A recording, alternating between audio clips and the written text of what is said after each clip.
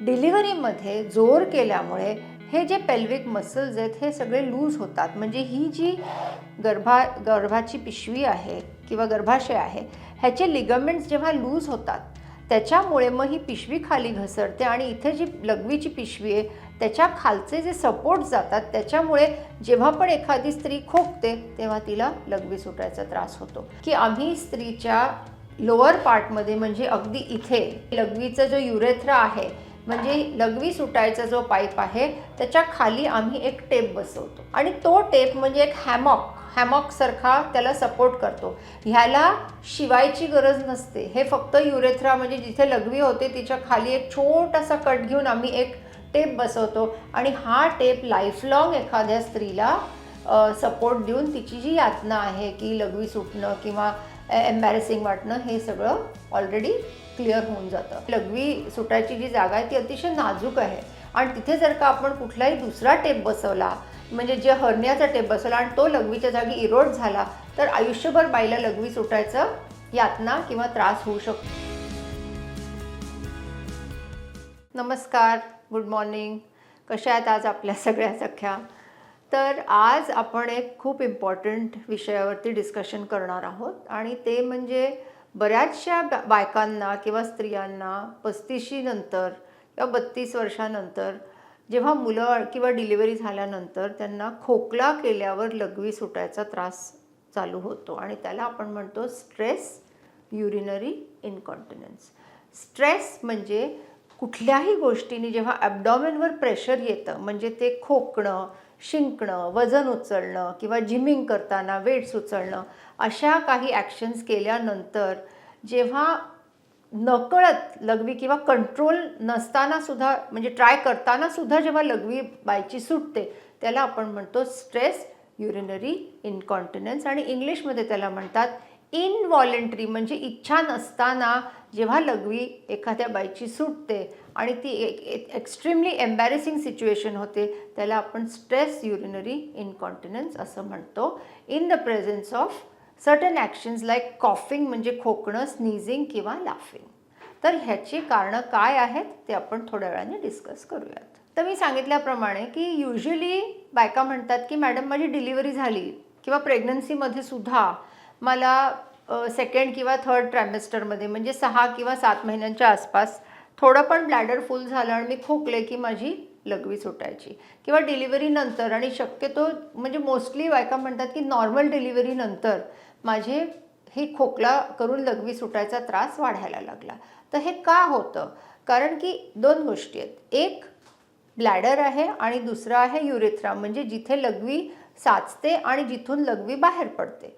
तर नॉर्मली एका यंग मुलीमध्ये हा ब्लॅडरचा जो अँगल असतो तो असा असतो आणि युरेथ्राचा जो प्रेशर आहे तो ब्लॅडरपेक्षा जास्ती असतो. म्हणून बाई खोकली की तो अँगल किंक होतो आणि बाईची लघवी सुटत नाही. डिलिव्हरीमध्ये जोर केल्यामुळे हे जे पेल्विक मसल्स आहेत हे सगळे लूज होतात. म्हणजे ही जी गर्भाची पिशवी आहे किंवा गर्भाशय आहे ह्याचे लिगामेंट्स जेव्हा लूज होतात त्याच्यामुळे मग ही पिशवी खाली घसरते आणि इथे जी लघवीची पिशवी आहे त्याच्या खालचे जे सपोर्ट जातात त्याच्यामुळे जेव्हा पण एखादी स्त्री खोकते तेव्हा तिला लघवी सुटायचा त्रास होतो.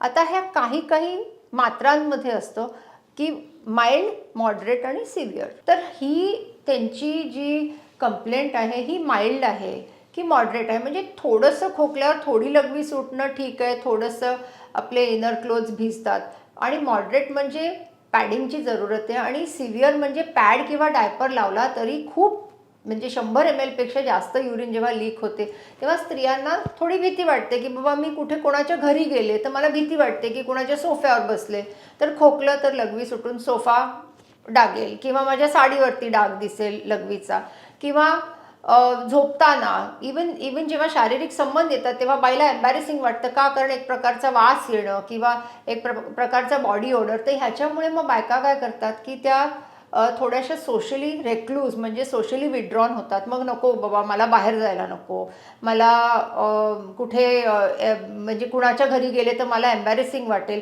म्हणून त्या घरातल्या घरात राहायला लागतात आणि त्या आपणूनच सहन करायला लागतात. त्यांना हे माहीत नाही आहे की ह्याच्यामध्ये काही ट्रीटमेंट इन्व्हॉल्व आहे.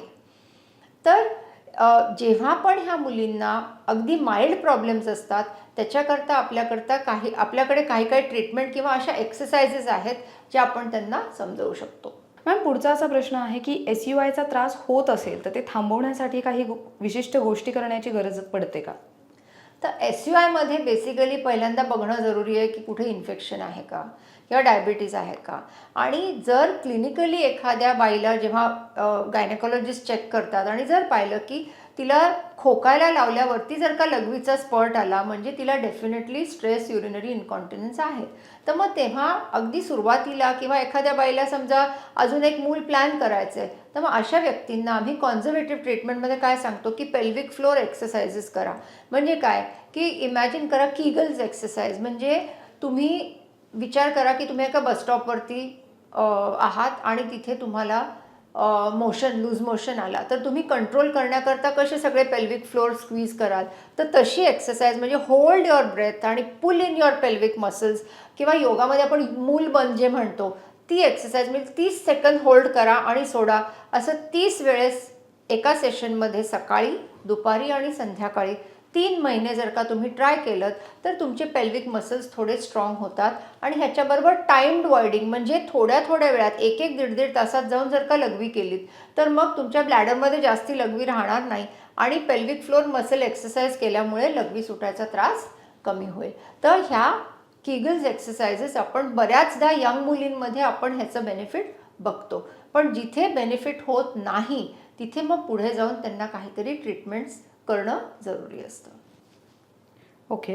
पुढचा असा प्रश्न आहे, SUIचा त्रास वाढू नये म्हणून काय करावं?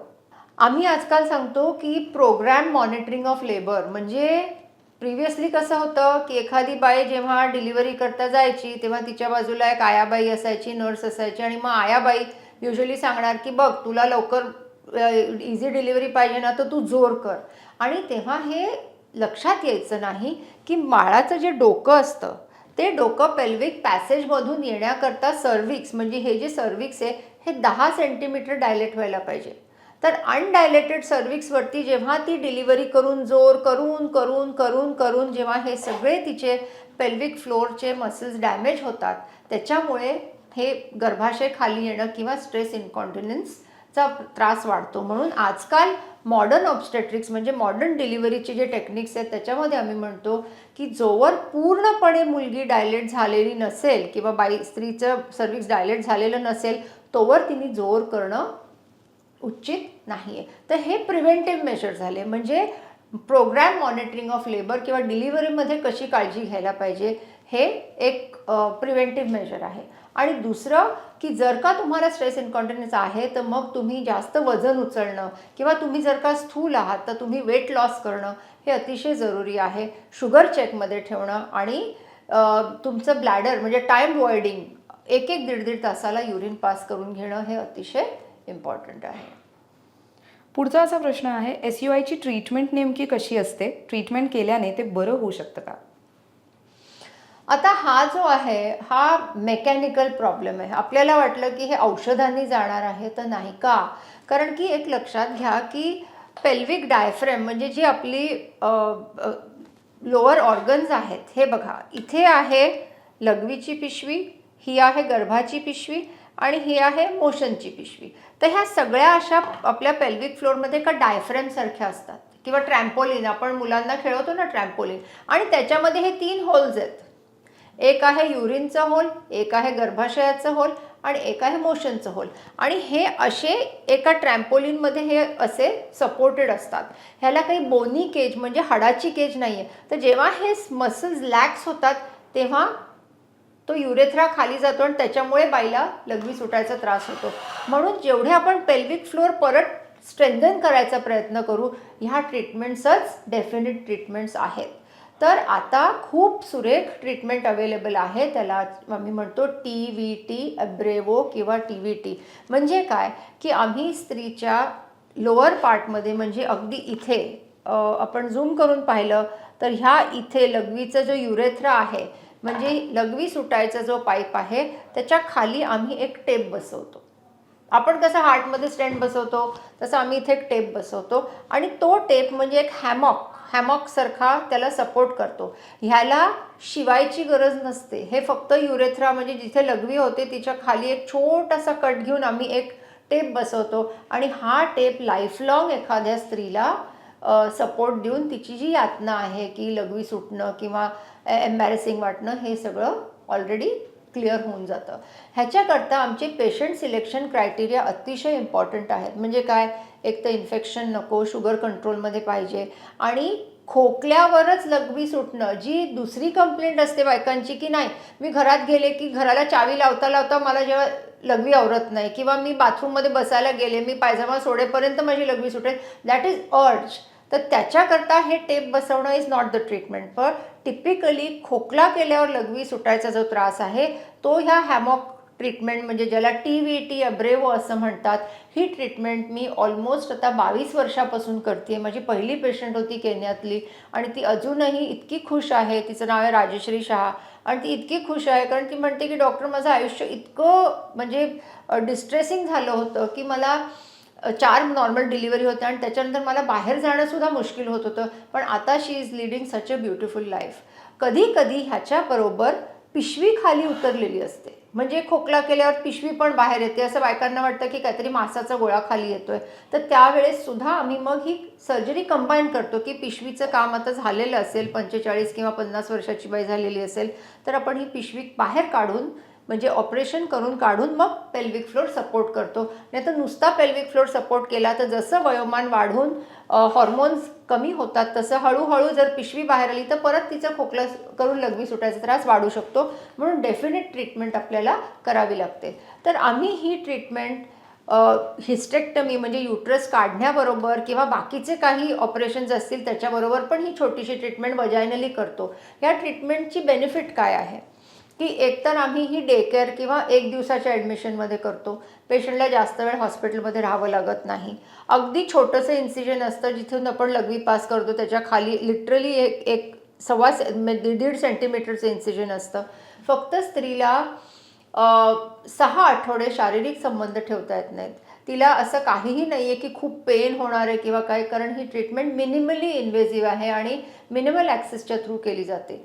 ही जी ट्रीटमेंट आहे ही 2003 साली एक नवीन टेप जो म्हणतो आपण TVT अब्रेवो म्हणजे फक्त वजायनल अप्रोचच्या थ्रू केलेली आहे आणि ह्याची सक्सेस रेट इतकी सुरेख आहे की ऑलमोस्ट 97% to 99% सक्सेस रेट आहे जर का आपण व्यवस्थित हा टेप बसवला तर. काही ट्रीटमेंट्स अशा आहेत की ज्या टेम्पररी ट्रीटमेंट्स आहेत. म्हणजे काय की ही आता लघवीचं अँगल आहे तर तिथे आपण बोटॉक्सचे इंजेक्शन, जसे स्त्रिया चेहऱ्यावरती बोटॉक्स इंजेक्शन देतात तसे बोटॉक्सचे इंजेक्शन्स देऊन ते टायटन करायचा प्रयत्न करतात. पण ते रेकरंटली द्यावं लागतं, दर 3-6 महिन्याला द्यावं लागतं. म्हणून डेफिनेट ट्रीटमेंट. आणि आपण आजकाल रँडमाइज कंट्रोल ट्रायल म्हणजे काय की जगामध्ये सगळीकडे ट्रायल करून स्त्रियांच्या बेनिफिटला जी पण बेस्ट ट्रीटमेंट आहे ती प्रोव्हन ट्रीटमेंट म्हणजे आज आहे TVT अब्रेवो सिस्टम आणि आपण तीच वापरतोय. आता माझ्याकडे भरपूर लोक येतात म्हणतात की डॉक्टर हा मेश तर इतकं छोटासा आपण मेश बसवतो तर दुसरी जाळी म्हणजे हर्नियाला दुसरी जाळी बसवतात तशीच जाळी का नाही बसवत, हा मेश जो 30,000 रुपयाचा आहे हाच का बसवायचा का? कारण हा युरेथ्रा आहे म्हणजे लघवी सुटायची जी जागा आहे ती अतिशय नाजूक आहे आणि तिथे जर का आपण कुठलाही दुसरा टेप बसवला म्हणजे जे हर्नियाचा टेप बसवला आणि तो लघवीच्या जागी इरोड झाला तर आयुष्यभर बाईला लघवी सुटायचं यातना किंवा त्रास होऊ शकतो. म्हणून अगदी स्पेसिफिकली ज्या ट्राईड गोष्टी आहेत आणि ज्या जगभर ॲक्सेप्टेबल आहेत, कारण आजकाल आमच्याकडे मायग्रेटिंग पॉप्युलेशन आहे. आज माझ्याकडे एखादी बाई हाँगकाँगहून मुंबईत येणार, 6 महिने काम करणार, मग अमेरिकेला जाणार, पण तिला आयुष्यभर कुठलाही त्रास नको व्हायला आणि SUIचा त्रास नको व्हायला म्हणून आम्ही जो टेप बसवतो तो ग्लोबली ॲक्सेप्टेड आहे. म्हणजे तो टेप हाँगकाँगमध्ये असू दे, मुंबईमध्ये असू दे, दुबईमध्ये असू दे, लंडनमध्ये असू दे, न्यूयॉर्कमध्ये असू दे, व्हँकुव्हरमध्ये असू दे, सगळीकडे ही सिस्टम इज व्हॅलिड आणि रेकग्नाइज. म्हणून आपण आजकाल ग्लोबली ज्या ट्रीटमेंट ॲक्सेप्टेबल आहेत त्याच स्त्रियांकरता आपण ॲडवाईज करतो की इंडियामध्ये आहे म्हणून आपण चीप प्रॉडक्ट वापरावा असं नाही. आमच्याकरता प्रत्येक स्त्री तेवढीच प्रेशियस आहे आणि हा टेप 30,000चा आहे. हा टेप कुठलीही मेडिक्लेम कंपनी कव्हर करते. फक्त 1 रात्रीकरता पेशंटला हॉस्पिटलमध्ये राहायची गरज असते. ओके, माझा पुढचा प्रश्न असा आहे की SUI असणाऱ्यांनी काही पथ्ये रोज पाळणं गरजेचं आहे का? हो, कारण आपण जेव्हा टेप बसवतो त्याच्यानंतर समजा तिला म्हणजे स्टूल बरोबर पास होत नसेल, रोज कॉन्स्टिपेशन असेल, रोज जर का पेल्विक्समध्ये जोर करत असेल किंवा वजन उचलणं, खूप हेवी वजन उचलणं, ह्या गोष्टी अवॉइड करणं जरुरी असतं. नाही तर परत पेल्विक फ्लोअरचे मसल्स नॅचरली वयाप्रमाणे ढिल्ले होतात. आपण मेनोपॉजच्या ह्याच्यात खूप म्हणजे एक्सटेन्सिव्हली बोललेलो आहे की पेल्विक फ्लोअर आणि कोलॅजिन आणि इलॅस्टिन कमी झाल्यामुळे कसे काय पेल्विक फ्लोअरचे मसल्स लूज होऊ शकतात. म्हणून तेवढी काळजी घेऊन नेहमी पेल्विक फ्लोअर सपोर्ट करून आतमध्ये मसल्स जर का खेचून राहिलं तर ह्याचं बेनिफिट भरपूर असतं. तर हा एपिसोड मी मुद्दाम का इन्क्लूड केला, कारण की ऑलमोस्ट आपण जो इन्सिडेन्स बघतोय तो म्हणजे बायका जे येत आहेत त्या फक्त 11% येत आहेत, पण ॲक्च्युअल इन्सिडेन्स आहे तो 40% बायका ऑलमोस्ट हा प्रॉब्लेम सफर करतायत किंवा चुपचाप सहन करतायत. का? कारण त्यांना वाटतं की अशी ट्रीटमेंट नाही आहे. पण हिंदुजा हॉस्पिटलमध्ये आम्ही स्पेसिफिक स्ट्रेस युरिनरी इन्कॉन्टिनन्स क्लिनिक काढलेलं आहे, जिथे मी रोज दुपारी असते आणि आम्ही ह्या बायकांना ट्रीट करतो आणि अतिशय व्यवस्थितपणे त्यांचं लाईफस्टाईल इम्प्रूव्ह करतो. कारण आपल्याला शेवटी बाईला म्हणजे तिची क्वालिटी ऑफ लाईफ इम्प्रूव्ह पाहिजे. इमॅजिन करा की तिला जर का लघवी सुटायचा त्रास आहे, तिच्या मनात असं संकोच आहे, तिला सेक्शुअली प्लेजर नाही आहे, तिला बाहेर जायची भीती वाटते, तर ती किती अशी मोरोज आणि इंटरनली विड्रॉन असेल. पण आमचं basic intention as doctors is to keep patients happy आणि टू ट्रीट देअर एलिमेंट्स. तर जेव्हा पण एखादी बाई येते आणि मला म्हणते की मला 2 मुलांची म्हणजे नॉर्मल डिलिव्हरी झाली आहे, तर तिन्ही सांगायच्या आधीच मी तिला विचारते की तुम्हाला खोकला गेल्यावर लघवी सुटते का? आणि टिपिकली मला ते आन्सर येतं की हो डॉक्टर सुटते, पण मला आत्तापर्यंत कोणी विचारलंच नाही म्हणून मी बोलले नाही. म्हणून आम्ही स्वतःहून एक लीडिंग क्वेश्चन विचारून ते जे पेशंट्स आहेत त्यांना आयडेंटिफाय करून आम्ही ट्रीट करतो. तर basically our intention as clinicians is to see की आमच्या बायकांना किंवा आमच्या सख्यांना किती आनंदात ठेवावं आणि किती व्यवस्थित ठेवावं. तर म्हणून त्याच्याकरता ही स्ट्रेस युरिनरी इन्कॉन्टिनन्सची ट्रीटमेंट अगदी सगळीकडे अवेलेबल आहे, सगळ्या मोठ्या हॉस्पिटल्समध्ये अवेलेबल आहे. आणि आमच्याकडे हिंदुजामध्ये स्पेसिफिकली आम्ही स्ट्रेस युरिनरी इन्कॉन्टिनन्स क्लिनिक काढलेलं आहे, ज्याच्यामध्ये आम्ही ही ट्रीटमेंट आणि यातना ट्रीट करतो.